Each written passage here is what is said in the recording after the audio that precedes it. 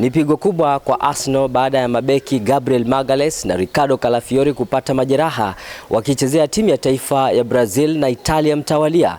Magalhaes alipata jeraha hiyo akichezea timu ya taifa ya Brazil kwenye mechi ambayo Brazil iliandikisha ushindi wa magoli 2-0 dhidi ya Senegal maarufu kama the Lions of Teranga.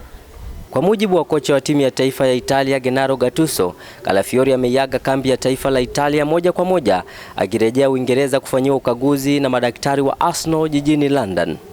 Chelsea wamemsajili kinda Dina Ordonez kutoka taifa la Ecuador Marekani Kusini mwenye umri wa miaka 16. Kinda huyu ametokea klabu ya utotoni ya kiungo wa Chelsea Moises Caicedo kabla hajajiunga na Brighton mwaka 2021. Ordonez atajiunga na Chelsea mwaka 2028. Pierre-Emerick Aubameyang akizungumza na runinga moja nchini Ufaransa amesema kuwa kujiunga na Chelsea kutoka Barcelona ilikuwa ni makosa makubwa.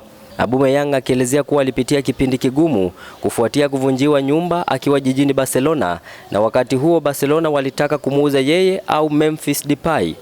Chelsea ndiyo klabu pekee iliyowasilisha ombi la kutaka kumsajili Aubameyang, ikambidi kujiunga nao kwa faida ya familia yake. Kwingineko, baada ya kukosa mfadhili wa jezi lao kwa miaka 3 mtawalia, hatimaye Chelsea wanapania kutangaza Oracle, kampuni inayotoka Texas Marekani, kuwa mfadhili wao mpya. Ufadhili huo utaigharimu Oracle kima cha pauni milioni 60 sawia na bilioni 10 pesa taslim za Kenya. Ikumbukwe kwamba Chelsea wamekuwa na wafadhili wa kipindi kifupi, Infinite Athlete msimu wa mwaka 2023-24 na Damak mwaka 2024-25. The Blues wanapania kujiunga na vilabu vya Manchester United na Liverpool ambao wanapata zaidi ya pauni milioni 50 kila mwaka kutoka kwa wafadhili wao Snapdragon na Standard Chartered mtawalia. Hatimaye beki wa klabu ya Burnley Axel Tuanzebe ameshtaki Manchester United kwa kufeli kumfanyia matibabu yanayostahili, jambo hilo likimwacha na matatizo kwenye uchezaji wake wa soka.